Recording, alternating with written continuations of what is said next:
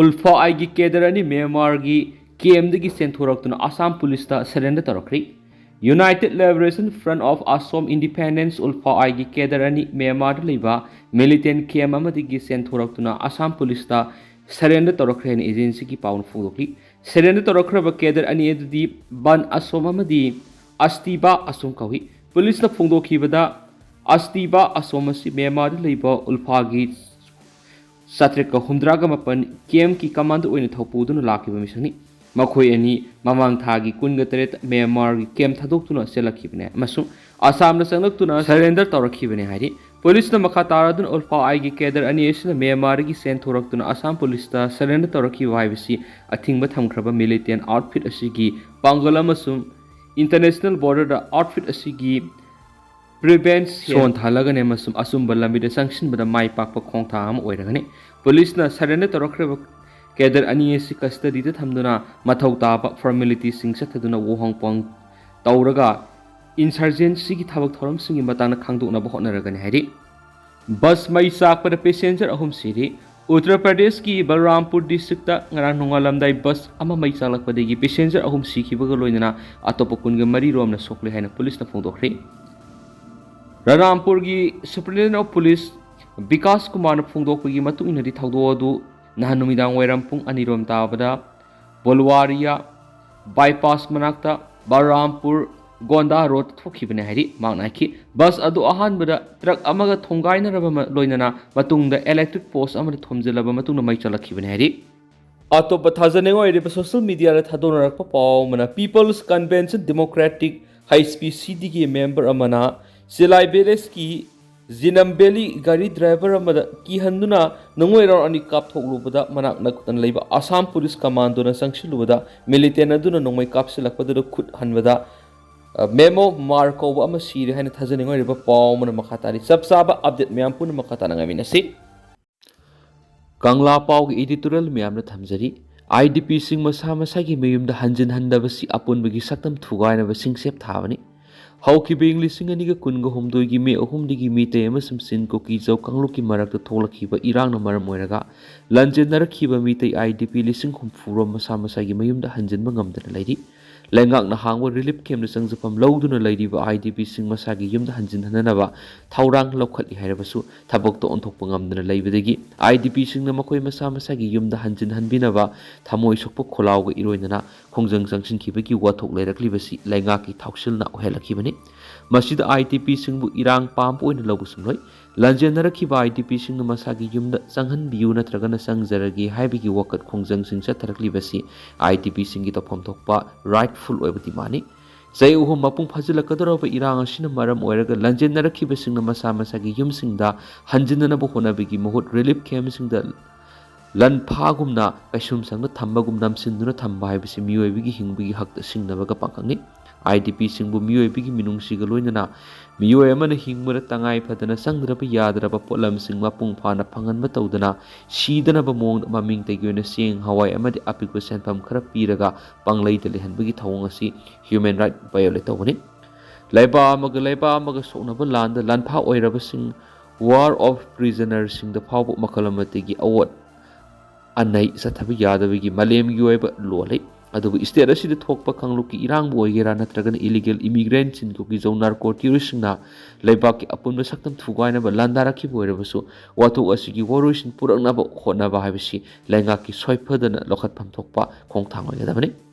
lanjanara ki ba IDP singbu lanpham natragana misial refugee gi thakta kayam kuina thamki ga dori bigi haiba lairakli bu wang asigi pakhom central government ki lusingba singamadi PR lenga ki governor in council na pipam thui illegal immigrant narco terrorists na furuki apun basaktam thugaiduna war crime chathaduna miyoibagi punsi amasum lanthum mangan takhanba senaba singi mathakta military crackdown chathabigi mahut security force na makoi bungak senduna lengona duna satmina ba haibisi sambal na hawai matun chabigi thawdoka pakangni India government thokli buwa thok amadi lanjanara khiba IDP mitai singi maphamda yengliba laktuna ba manba thawongdagi khoisaunaraba apunbigi saktam kai biya rohena pal ngakliba Manipur gi miyamna landa si geopolitics ki lal ni habigi kholau phawa lairakli bani masida ꯂꯩꯉꯥꯛꯅ ꯑꯔꯥꯟꯕ ꯃꯤꯠꯌꯦꯡꯅ ꯌꯦꯡꯐꯝ ꯊꯣꯛꯊꯤ ꯀꯥꯡꯂꯨꯞꯀꯤ ꯏꯔꯥꯡꯒꯤ ꯋꯥꯔꯣꯏꯁꯤꯟ ꯄꯨꯔꯛꯅꯕꯒꯤ ꯅꯃꯥꯗ buffer zone ꯁꯦꯝꯗꯨꯅ ꯂꯥꯟꯗꯥꯔꯛꯈꯤꯕꯁꯤꯡꯕꯨ ꯉꯥꯛ ꯁꯦꯟꯗꯨꯅ ꯊꯝꯕ ꯑꯃꯗꯤ national ꯍꯥꯏꯋꯦꯗ ꯃꯤꯇꯩꯁꯤꯡ free ꯃꯨꯚꯃꯦꯟꯒꯤ ꯑꯊꯤꯡꯕ ꯊꯝꯕ ꯍꯥꯏꯕꯁꯤ ꯀꯥꯡꯂꯨꯞ ꯃꯁꯦꯜꯒꯤ ꯃꯔꯛꯇ ꯁꯤꯡꯁꯦꯞ ꯊꯥꯖꯤꯟꯗꯨꯅ ꯈꯩꯕꯨꯡ ꯇꯥꯍꯟꯕ ꯁꯦꯄꯔꯦꯠ ꯑꯦꯗꯃꯤꯅꯤꯁꯇ꯭ꯔꯦꯁꯟꯒꯤ ꯄꯣꯔꯝ ꯌꯥꯠꯄꯅꯤ ꯍꯥꯏꯅ ꯂꯧꯔꯣꯏꯗꯕꯒꯤ ꯃꯔꯝꯅꯤ ꯍꯥꯏꯕꯗ ꯍꯥꯏꯃꯟꯕ ꯊꯣꯛꯂꯦ IDPꯁꯤꯡꯅ ꯃꯁꯥ ꯃꯁꯥꯒꯤ ꯌꯨꯝꯗ ꯆꯪꯍꯟꯒꯗꯕꯅꯤ ꯍꯥꯏꯕꯒꯤ ꯇꯣꯞ ꯇꯣꯞꯄ ꯈꯣꯡꯖꯪ ꯊꯥꯕꯨꯝ ꯑꯃꯁꯨꯡ ꯆꯪꯁꯤꯟꯕ ꯍꯧꯔꯛꯈꯤꯕ ꯑꯁꯤ ꯃꯤꯌꯥꯝ ꯃꯔꯨꯑꯣꯏꯅ IDPꯁꯤꯡꯒꯤ ꯃꯔꯥꯜ ꯑꯣꯏꯒꯗꯧꯔꯤꯕ꯭ꯔꯥ ꯅꯠꯇ꯭ꯔꯒꯅ ꯂꯩꯉꯥꯛꯀꯤ ꯃꯔꯥꯜ ꯑꯣꯏꯒꯗꯧꯔꯤꯕ꯭ꯔꯥ ꯍꯥꯏꯕꯗꯨꯒꯤ ꯄꯥꯎꯈꯨꯝ ꯂꯩꯉꯥꯛꯅ ꯄꯤꯐꯝ ꯊꯣꯛꯏ ꯏꯂꯤꯒꯦꯜ ꯏꯃꯤꯒ꯭ꯔꯦꯟꯠꯁꯤꯡꯅ ꯑꯄꯨꯟꯕꯒꯤ ꯁꯛꯇꯝ ꯊꯨꯒꯥꯏꯅꯕ ꯂꯥꯟꯗꯥꯗ ꯂꯥꯟꯖꯦꯟꯅꯔꯛꯈꯤꯕ IDPꯁꯤꯡ ꯃꯌꯨꯝꯗ ꯍꯟꯖꯤꯟꯍꯟꯕ ꯍꯣꯠꯅꯗꯕ ꯍꯥꯏꯕꯁꯤ ꯀꯥꯡꯂꯨꯞ ꯃꯁꯦꯜꯒꯤ ꯃꯔꯛꯇ ꯁꯤꯡꯁꯦꯞ ꯊꯥꯕꯅꯤ ꯍꯥꯏꯕ ꯀꯪꯂꯥ ꯄꯥꯎꯒꯤ ꯏꯗꯤꯇꯣꯔꯤꯌꯦꯜ ꯃꯌꯥꯝꯅ ꯊꯝꯖꯔꯤ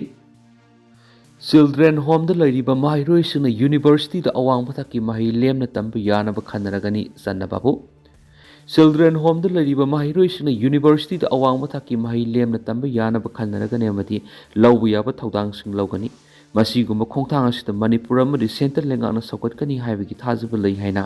DM ꯌꯨꯅꯤꯚꯔꯁꯤꯇꯤꯒꯤ ꯚꯥꯏꯁ ꯆꯥꯟꯁꯦꯂꯔ ꯄ꯭ꯔꯣꯐꯦꯁꯔ W ꯆꯟꯅꯕꯥꯕꯨꯅ ꯐꯣꯡꯗꯣꯛꯈ꯭ꯔꯦ ꯍꯥꯏꯔꯤꯕ ꯋꯥꯐꯝꯁꯤꯡ ꯑꯁꯤ ꯌꯨꯅꯤꯚꯔꯁꯦꯜ ꯀꯦꯌꯔꯤꯡ ꯃꯤꯁꯟ UNICAM ꯆꯍꯤ 15 ꯃꯄꯨꯡ ꯐꯥꯔꯛꯄꯒꯤ ꯄꯥꯡꯊꯣꯛꯈꯤꯕ ꯁꯤꯜꯚꯔ ꯖꯨꯕꯂꯤ ꯁꯦꯂꯦꯕ꯭ꯔꯦꯁꯟꯒꯤ ꯊꯧꯔꯝꯗ ꯑꯊꯣꯏꯕ ꯃꯤꯊꯨꯡꯂꯦꯟ ꯑꯣꯏꯅ ꯁꯔꯨꯛ ꯌꯥꯔꯗꯨꯅ ꯃꯍꯥꯛꯅ ꯐꯣꯡꯗꯣꯛꯈꯤꯕꯅꯤ ꯃꯣꯏꯔꯥꯡꯀꯥꯝꯄꯨꯗ ꯂꯩꯕ ꯆꯅꯨꯔꯥ ꯂꯩꯀꯣꯜ ꯆꯤꯜꯗ꯭ꯔꯦꯟ ꯍꯣꯝꯗ ꯄꯥꯡꯊꯣꯛꯈꯤꯕ ꯊꯧꯔꯝ ꯑꯗꯨꯗ ꯄ꯭ꯔꯣꯐꯦꯁꯔ W ꯆꯟꯕꯥꯕꯨꯒ ꯂꯣꯏꯅꯅ ꯏꯟꯗꯤꯔꯥ ꯒꯥꯟꯙꯤ ꯇ꯭ꯔꯥꯏꯕꯦꯜ ꯌꯨꯅꯤꯚꯔꯁꯤꯇꯤ ꯃꯅꯤꯄꯨꯔꯒꯤ ꯗꯥꯏꯔꯦꯛꯇꯔ ꯗꯣꯛꯇꯔ NG ꯖꯥꯏꯂꯦꯡꯉꯝ ꯖꯣꯅꯦꯜ ꯏꯗꯨꯀꯦꯁꯅꯦꯜ ꯑꯣꯐꯤꯁꯔ ꯂꯣꯏꯅꯅ ꯕ꯭ꯔꯤꯇꯤꯁ ꯃꯇꯝꯒꯤ ꯏꯗꯨꯀꯦꯁꯅꯦꯜ ꯁꯤꯁꯇꯦꯝ ꯑꯗꯨ ꯂꯝꯗꯝ ꯑꯁꯤꯗ ꯀꯨꯏꯅ ꯆꯠꯅꯔꯛꯄ ꯑꯃꯗꯤ ꯆꯨꯁꯤꯟꯅꯕ ꯂꯩꯔꯛꯄꯅ ꯅꯍꯥꯁꯤꯡꯅ ꯊꯕꯛ ꯐꯪꯗꯕꯅꯆꯤꯡꯕ ꯈꯨꯗꯣꯡꯆꯥꯗꯕ ꯀꯌꯥ ꯊꯦꯡꯅꯗꯨꯅ ꯂꯥꯛꯂꯤ ꯑꯗꯨꯕꯨ NEP 2020 ꯑꯁꯤꯅ ꯅꯤꯡꯊꯤꯅ ꯆꯠꯊꯔꯛꯄ ꯑꯍꯣꯡꯕꯗꯤ ꯂꯥꯛꯀꯅꯤ ꯈꯜꯂꯤ ꯃꯔꯨꯑꯣꯏꯅ ꯁ꯭ꯀꯤꯜ ꯗꯤꯕꯦꯂꯞꯃꯦꯟꯠ ꯍꯥꯞꯂꯛꯄ ꯑꯁꯤ ꯌꯥꯝꯅ ꯐꯕ ꯑꯃꯅꯤ ꯏꯗꯨꯀꯦꯁꯅꯦꯜ ꯏꯟꯁꯇꯤꯇ꯭ꯌꯨꯁꯟꯁꯤꯡ ꯑꯁꯤ ꯂꯥꯏꯔꯤꯛꯀ ꯇꯝꯐꯝ ꯈꯛꯇ ꯑꯣꯏꯅ ꯈꯟꯕ ꯃꯇꯝ ꯅꯠꯇ꯭ꯔꯤ ꯀꯣꯂꯦꯖꯁꯤꯡꯗ ꯃꯍꯩ ꯇꯝꯂꯤꯕ ꯃꯍꯩꯔꯣꯏ ꯀꯌꯥꯗꯤ ꯂꯧ ꯎꯕ ꯍꯩꯇꯅ ꯂꯩꯔꯤ ꯃꯍꯩ ꯇꯝꯂꯤꯉꯩꯗꯒꯤ ꯁꯦꯜ ꯇꯥꯟꯕꯁꯤꯁꯨ ꯇꯝꯂꯤꯕ ꯃꯊꯧ ꯇꯥꯏ ꯑꯁꯤꯒꯨꯝꯕ ꯃꯌꯥꯝ ꯑꯁꯤ ꯏꯗꯨꯀꯦꯁꯅꯦꯜ ꯏꯟꯁꯇꯤꯇ꯭ꯌꯨꯁꯟꯁꯤꯡꯗ ꯏꯝꯄ꯭ꯂꯤꯃꯦꯟꯠ ꯇꯧꯅꯕ ꯍꯣꯠꯅꯕꯗ ꯂꯩꯔꯤꯕ ꯂꯩꯉꯥꯛꯀꯤ ꯑꯣꯐꯤꯁꯤꯌꯦꯜꯁꯤꯡ MLA ꯃꯤꯅꯤꯁꯇꯔꯁꯤꯡꯅꯁꯨ ꯃꯃꯨꯠ ꯇꯥꯅ ꯈꯪꯕ ꯃꯊꯧ ꯇꯥꯏ ꯃꯗꯨ ꯅꯠꯇ꯭ꯔꯕꯗꯤ ꯑꯋꯥꯕ ꯑꯃ ꯑꯣꯏꯈꯤꯒꯅꯤ ꯍꯣꯝ ꯑꯁꯤꯗ ꯂꯩꯔꯤꯕ ꯗꯤꯕꯦꯂꯞꯃꯦꯟꯠꯀꯤ ꯋꯥꯈꯜꯂꯣꯟ ꯅꯤꯡꯊꯤꯅ ꯂꯩꯕ ꯃꯊꯧ ꯇꯥꯏ ꯍꯥꯏꯔꯗꯨꯅ ꯍꯣꯝ ꯑꯁꯤ ꯇꯨꯡ ꯀꯣꯏꯅ ꯃꯤꯌꯥꯝꯒꯤ ꯌꯥꯏꯐꯅꯕ ꯊꯕꯛ ꯊꯧꯋꯥꯏ ꯀꯌꯥ ꯄꯥꯡꯕ ꯉꯝꯕ ꯑꯣꯏꯁꯅꯨ ꯍꯥꯏꯅꯁꯨ ꯐꯣꯡꯗꯣꯛꯈꯤ ꯅꯥꯀꯜ ꯑꯃꯔꯣꯝꯗ ꯊꯧꯔꯝ ꯑꯗꯨꯒ ꯃꯔꯤ ꯂꯩꯅꯅ UNICAMꯒꯤ ꯁꯦꯀ꯭ꯔꯦꯇꯔꯤ LC ꯁꯣꯃꯔꯦꯟꯗ꯭ꯔꯣꯅ ꯍꯥꯏ ꯉꯁꯤ ꯍꯧꯗꯣꯛꯂꯤꯕ ꯂꯥꯏꯕ꯭ꯔꯦꯔꯤ ꯑꯁꯤꯗ ꯊꯝꯖꯤꯟꯗꯨꯅ ꯂꯩꯔꯝꯕ ꯃꯥꯡꯈꯤꯒꯗꯧꯔꯤꯕ ꯂꯥꯏꯔꯤꯛ ꯃꯌꯥꯝ ꯑꯃ ꯈꯣꯝꯖꯤꯟꯗꯨꯅ ꯄꯨꯊꯣꯛꯂꯒ ꯃꯌꯥꯝꯗ ꯐꯪꯍꯟꯒꯅꯤ ꯂꯣꯏꯅꯅ ꯍꯣꯝꯗ ꯂꯩꯔꯤꯕ ꯃꯍꯩꯔꯣꯏꯁꯤꯡꯅ ꯀ꯭ꯂꯥꯁ 12 ꯂꯣꯏꯔꯒ ꯀꯔꯝꯕ ꯂꯝꯕꯤꯗ ꯆꯠꯀꯅꯤ ꯑꯃꯗꯤ ꯇꯨꯡꯒꯤ ꯄꯨꯟꯁꯤꯒꯤꯗꯃꯛ ꯆꯃꯝꯅꯕ ꯂꯩꯔꯝꯕꯁꯤꯡ ꯑꯗꯨ ꯃꯌꯦꯛ ꯁꯦꯡꯅ ꯑꯈꯪ ꯑꯍꯩꯁꯤꯡꯅ ꯇꯥꯛꯄꯤꯔꯝꯕ ꯑꯃꯗꯤ ꯂꯝꯖꯤꯡꯕꯤꯔꯝꯕ ꯑꯁꯤꯃꯛ ꯌꯥꯝꯅ ꯊꯥꯒꯠꯂꯤ ꯃꯁꯤꯒꯤ ꯃꯊꯛꯇ DM ꯌꯨꯅꯤꯚꯔꯁꯤꯇꯤꯒꯤ VCꯅ ꯁ꯭ꯇꯦꯠ ꯂꯦꯚꯦꯜꯒꯤ ꯊꯥꯛꯇ ꯈꯟꯅꯗꯨꯅ ꯍꯣꯝꯗ ꯂꯩꯔꯤꯕ ꯑꯟꯁꯤꯡꯕꯨ ꯂꯦꯝꯅ ꯂꯥꯏꯔꯤꯛ ꯇꯝꯕ ꯐꯪꯍꯟꯅꯕ ꯈꯟꯅꯒꯅꯤ ꯍꯥꯏꯕꯁꯤꯃ ꯍꯔꯥꯎꯕ ꯐꯥꯎꯕ ꯌꯥꯈꯤ ꯀꯥꯡꯄꯣꯛꯄꯤꯗ ꯊꯥꯔꯝꯕ ꯑꯦꯀꯔ 53 ꯔꯣꯝꯒꯤ ꯄꯣꯄꯤ ꯄꯥꯝꯕꯤ ꯌꯥꯟꯊꯠꯈ꯭ꯔꯦ ꯆꯍꯤ ꯈꯔꯒꯤ ꯃꯃꯥꯡꯗꯒꯤ ꯃꯅꯤꯄꯨꯔ ꯂꯩꯉꯥꯛꯅ ꯂꯣ ꯀꯥꯏꯅ ꯄꯣꯄꯤ ꯄꯥꯝꯕꯤ ꯄꯥꯛꯇꯛꯅꯅ ꯊꯥꯕꯁꯤꯡꯒꯤ ꯃꯊꯛꯇ ꯆꯪꯁꯤꯜꯂꯛꯄ ꯈꯣꯡꯊꯥꯡꯒꯤ ꯁꯔꯨꯛ ꯑꯃ ꯑꯣꯏꯅ ꯁꯦꯀ꯭ꯌꯨꯔꯤꯇꯤ ꯐꯣꯔꯁꯅ ꯀꯥꯡꯄꯣꯛꯄꯤ ꯗꯤꯁꯇ꯭ꯔꯤꯛꯀꯤ ꯇꯣꯉꯥꯟ ꯇꯣꯉꯥꯟꯕ ꯃꯐꯝ ꯀꯌꯥꯗ ꯊꯥꯔꯝꯕ ꯑꯦꯀꯔ 53 ꯔꯣꯝꯒꯤ ꯄꯣꯄꯤ ꯄꯥꯝꯕꯤ ꯌꯥꯟꯊꯠꯇꯨꯅ ꯃꯥꯡꯍꯟꯈ꯭ꯔꯦ ꯂꯣꯏꯅꯅ ꯄꯣꯄꯤ ꯄꯥꯝꯕꯤ ꯊꯥꯕꯗ ꯁꯤꯖꯤꯟꯅꯕꯅꯤ ꯍꯥꯏꯕ ꯈꯥꯡꯄꯣꯛꯁꯪ ꯍꯥꯔ ꯑꯃꯗꯤ ꯈꯨꯠꯁꯨ ꯈꯨꯠꯂꯥꯏ ꯀꯌꯥꯁꯨ ꯐꯥꯕ ꯉꯝꯈ꯭ꯔꯦ ꯍꯥꯏꯔꯤ ꯗꯤꯁꯇ꯭ꯔꯤꯛ ꯑꯁꯤꯗ ꯁꯦꯀ꯭ꯌꯨꯔꯤꯇꯤꯅ ꯆꯠꯊꯔꯛꯈꯤꯕ ꯑꯣꯄꯔꯦꯁꯟ ꯑꯃꯗ ꯅ꯭ꯌꯨ ꯀꯩꯊꯦꯜ ꯃꯥꯟꯕꯤ ꯄꯨꯂꯤꯁ ꯁ꯭ꯇꯦꯁꯟꯅ ꯀꯣꯟꯕ ꯈꯣꯏꯔꯤꯄꯣꯛ ꯑꯃꯁꯨꯡ ꯁꯦꯟꯖꯥꯡ ꯚꯤꯂꯦꯖ ꯑꯅꯤꯒꯤ ꯃꯔꯛꯇ ꯂꯝ ꯑꯦꯀꯔ 19ꯗ ꯊꯥꯔꯝꯕ ꯌꯥꯝꯂꯕ ꯄꯣꯄꯤ ꯄꯥꯝꯕꯤ ꯌꯥꯟꯊꯠꯇꯨꯅ ꯃꯥꯡꯍꯟ ꯇꯥꯛꯍꯟꯈ꯭ꯔꯦ ꯂꯣꯏꯅꯅ ꯄꯣꯄꯤ ꯄꯥꯝꯕꯤ ꯊꯥꯕꯗ ꯁꯤꯖꯤꯟꯅꯕ ꯈꯥꯡꯄꯣꯛꯁꯪ 5 ꯊꯨꯒꯥꯏꯈꯤꯕꯒ ꯂꯣꯏꯅꯅ ꯍꯥꯔ ꯕꯦꯒ ꯑꯃꯁꯨꯡ ꯁ꯭ꯄ꯭ꯔꯦꯌꯔ ꯄꯝ ꯑꯃꯗꯤ ꯇꯣꯉꯥꯟ ꯇꯣꯉꯥꯟꯕ ꯀꯦꯃꯤꯀꯦꯜ ꯑꯃꯗꯤ ꯃꯐꯝ ꯑꯗꯨꯗꯒꯤ ꯐꯪꯕ ꯉꯝꯈ꯭ꯔꯕꯅꯤ ꯍꯥꯏꯔꯤ ꯅꯥꯀꯜ ꯑꯃꯔꯣꯝꯗ ꯅꯨꯃꯤꯠ ꯑꯁꯤꯃꯛꯇꯗ ꯐꯣꯔꯦꯁꯠ ꯗꯤꯄꯥꯔꯠꯃꯦꯟꯠ ꯑꯃꯗꯤ ꯁꯦꯀ꯭ꯌꯨꯔꯤꯇꯤ ꯄꯔꯁꯣꯅꯦꯜꯁꯤꯡꯅ ꯄꯨꯟꯅ ꯀꯥꯡꯄꯣꯛꯄꯤ ꯄꯨꯂꯤꯁ ꯁ꯭ꯇꯦꯁꯟꯒꯤ ꯃꯅꯨꯡ ꯆꯟꯕ ꯁꯤ ꯂꯝꯖꯥꯡ ꯑꯃꯗꯤ ꯃꯁꯤꯒ ꯊꯪꯅꯕ ꯃꯐꯝ ꯀꯌꯥꯗ ꯑꯣꯄꯔꯦꯁꯟ ꯆꯠꯊꯈ꯭ꯔꯦ ꯍꯥꯏꯔꯤꯕ ꯑꯗꯨꯗ ꯁꯦꯀ꯭ꯌꯨꯔꯤꯇꯤ ꯐꯣꯔꯁ ꯑꯃꯗꯤ ꯐꯣꯔꯦꯁꯠ ꯗꯤꯄꯥꯔꯠꯃꯦꯟꯠꯅ ꯂꯝ ꯑꯦꯀꯔ 53ꯇ ꯂꯣ ꯀꯥꯏꯅ ꯊꯥꯔꯝꯕ ꯄꯣꯄꯤ ꯄꯥꯝꯕꯤꯁꯤꯡ ꯌꯥꯟꯊꯠꯇꯨꯅ ꯃꯥꯡꯍꯟꯈꯤ ꯍꯥꯏꯔꯤꯕ ꯃꯐꯝ ꯑꯁꯤꯗꯁꯨ ꯄꯣꯄꯤ ꯄꯥꯝꯕꯤ ꯊꯥꯕꯗ ꯁꯤꯖꯤꯟꯅꯕ ꯈꯥꯡꯄꯣꯛꯁꯪ 11 ꯍꯥꯔ ꯕꯦꯒ 13 ꯊꯨꯝ ꯕꯦꯒ 7 ꯑꯃꯁꯨ ꯐꯪꯕ ꯉꯝꯈꯤ ꯍꯥꯏꯔꯦꯅꯁꯨ ꯄꯥꯎꯁꯤꯗ ꯃꯈꯥ ꯇꯥꯅ ꯐꯣꯡꯗꯣꯔꯛꯂꯤ ꯑꯗꯨꯒ ꯇꯦꯟꯇꯛꯅ ꯁꯨꯝꯅ ꯃꯌꯥꯝꯅ ꯊꯝꯖꯒꯦ ꯍꯧꯖꯤꯛ ꯑꯣꯏꯅꯗꯤ ꯃꯌꯥꯝ ꯄꯥꯎꯁꯤ ꯃꯇꯥꯡ ꯑꯁꯤ ꯂꯣꯏꯁꯤꯟꯖꯔꯒꯦ ꯑꯃꯁꯨꯡ ꯃꯈꯥ ꯇꯥꯕ ꯑꯅꯧꯕ ꯑꯞꯗꯦꯠ ꯃꯌꯥꯝ ꯄꯨꯟꯅ ꯉꯥꯏꯃꯤꯟꯅꯁꯦ ꯍꯥꯏꯅ ꯆꯦꯅꯦꯜ ꯑꯁꯤꯒꯤ ꯃꯥꯏꯀꯩꯗꯒꯤ ꯃꯌꯥꯝꯒꯤ ꯐꯝꯅ ꯃꯈꯥ ꯇꯥꯅ ꯊꯝꯖꯔꯤ ꯃꯈꯥ ꯇꯥꯕ ꯑꯅꯧꯕ ꯑꯞꯗꯦꯠ ꯃꯌꯥꯝ ꯄꯨꯟꯅ ꯉꯥꯏꯃꯤꯟꯅꯁꯤ